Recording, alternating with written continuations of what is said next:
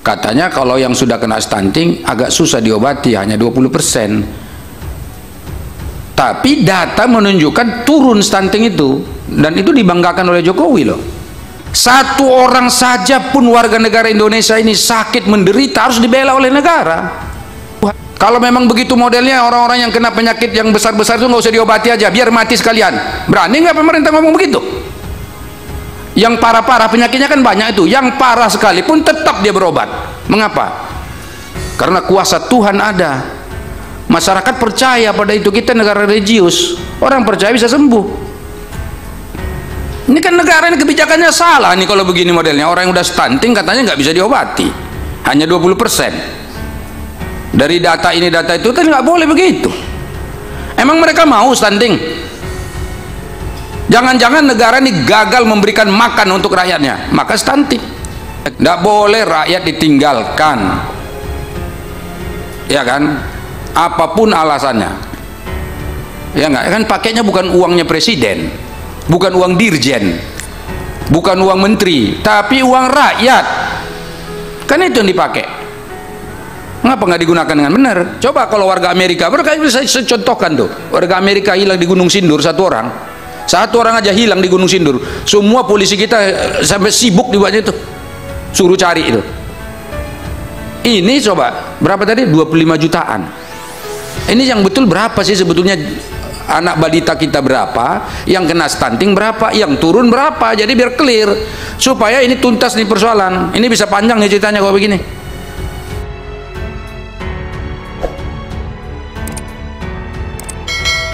Bu Ketua, sini Saleh Daulah. Iya Pak Saleh. Ini karena saya lihat udah mulai debatnya muter di situ gitu, saya mau nanya aja nih supaya lebih muter lagi. Itu kan ada data di kita bahwa ada penurunan stunting, bener nggak? Pemerintah yang nyampaikan ke kita. Maka tadi ada yang nanya, jangan-jangan ini stunting datanya akrobatik? Jangan-jangan. Tadi Ibu Maria menyebut bahwa kalau udah kena stunting efektivitasnya hanya 20%. Kalau 20%, mengapa ada yang turun angka itu? Sebentar, ini tolong diperhatikan nih statement saya nih. Dulu kan angkanya berapa sih? 25% kalau nggak salah saya, stunting itu. Berapa terakhir sekali dulu tuh? Nah sekarang turun katanya berapa? 21,6 sekarang. Dulu berapa? 24. Berarti turun kan? Turun nggak? Ini turun nggak? Atau pemerintah lah, turun nggak? Nah berarti turun kan? Kalau turun berarti bermanfaat nggak intervensi yang dilakukan pemerintah? Atau jangan-jangan mereka turun sendiri aja, nggak ada pemerintah di situ, turun gitu, kasihan tuh rakyat tuh turun sendiri, nggak ada pemerintah. Ini maksud saya, ini jangan muter-muter lah ya, gitu katanya tadi nggak bermanfaat lah, hanya 20% segala macam. Ini data lo, di mana-mana saintifik kan data. Kalau datanya udah bener kan udah pasti ngikut data itu. Kan kita juga orang sekolah, ini data-data juga kita pakai. Maksud saya begini, ini tadi alasannya tadi kan ini masalah yang ditanya sama Bu Neti itu kenapa ya kan ini yang stunting tidak diintervensi, kurang lebih begitu. Katanya kalau yang sudah kena stunting agak susah diobati, hanya 20%. Tapi data menunjukkan turun stunting itu, dan itu dibanggakan oleh Jokowi loh. Diomongin kok di mana-mana sama Jokowi. Dan ini program penurunan stunting, program nasional, dan hasilnya ada. Nah, sekarang pertanyaannya, yang turun itu apa? Stunting yang sudah kena stunting, atau yang belum kena stunting jadi nggak ada stuntingnya? Yang namanya turun kan udah kena stunting dulu tuh baru turun. Kalau nggak kena stunting ya bukan stunting namanya. Kenapa turun itu? Apa yang dikasih? PMT lokal. Kan PMT lokalnya cuman baru kali ini keluar, itu jangan-jangan baru sekali makan tuh. PMT lokal itu yang gizi ikan-ikan itu loh, apa itu segala macam. Jangan-jangan baru sekali. efektif sekali. Ini tolong, ini jangan berangkat dulu dari soal diskusi soal ini sebelum ini clear, karena itu rakyat Indonesia. Jangan ada disebut itu nggak penting, hanya 20%. Satu orang saja pun warga negara Indonesia ini sakit menderita harus dibela oleh negara. Itu konsekuensi kita bernegara ini.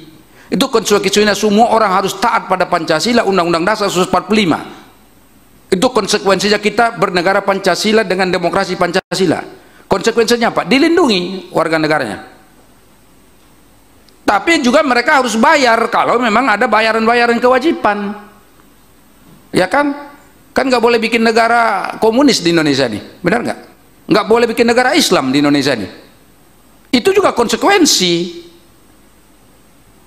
Masa hanya 20% gini? Jangan berangkat dulu dari situ. Kejar dulu nih Bu Neti, jangan sampai mutar ke sana kemari. Dan itu udah betul pertanyaan Ibu. Dari tadi saya tunggu ini, mana jawaban yang benar ini? Belum ada. Masih nunggu Fornas. Apa lebih penting Fornas itu dari nyawa orang-orang itu? Bu, kalau orang kena stunting itu, bayangin ya kalau ada stunting itu. Tuh, tangannya kurus, matanya keluar ke depan, perutnya gendut, busung lapar kayak gitu tuh. Saya kemarin di dapil saya dibawa emaknya, saya naikin ke panggung tuh. Yang busuk, yang ini, yang stunting ini, naik ke panggung saya suruh tuh. Apa nggak kasihan coba? Beli makanannya nggak bisa, uang nggak punya, dan biasanya stunting itu orang miskin. Dibiarin nih. Karena apa dibiarin? Hanya 20% pengaruhnya yang bisa sembuh. Masa begitu negara ini? Ya nggak? Kalau memang begitu modelnya, orang-orang yang kena penyakit yang besar-besar itu nggak usah diobati aja, biar mati sekalian. Berani nggak pemerintah ngomong begitu? Yang parah-parah penyakitnya kan banyak itu, yang parah sekalipun tetap dia berobat. Mengapa? Karena kuasa Tuhan ada. Masyarakat percaya pada itu. Kita negara religius, orang percaya bisa sembuh. Ini kan negara ini kebijakannya salah nih kalau begini modelnya. Orang yang udah stunting katanya nggak bisa diobati, hanya 20%. Dari data ini data itu kan nggak boleh begitu. Emang mereka mau stunting? Jangan-jangan negara ini gagal memberikan makan untuk rakyatnya, maka stunting. Gagal itu ibu-ibu menyusui dengan benar, makanya stunting anaknya. Coba. Yang penting ini jangan jalan dulu nih soal ini. Kalau perlu ini sampai maghrib tuntaskan dulu ini soal ini. Isu ini penting. Nggak boleh rakyat ditinggalkan. Ya kan, apapun alasannya, ya nggak, kan pakainya bukan uangnya presiden, bukan uang dirjen, bukan uang menteri, tapi uang rakyat, kan itu yang dipakai. Ngapa nggak digunakan dengan benar? Terima kasih. Ada dua hal yang ingin saya sampaikan ya.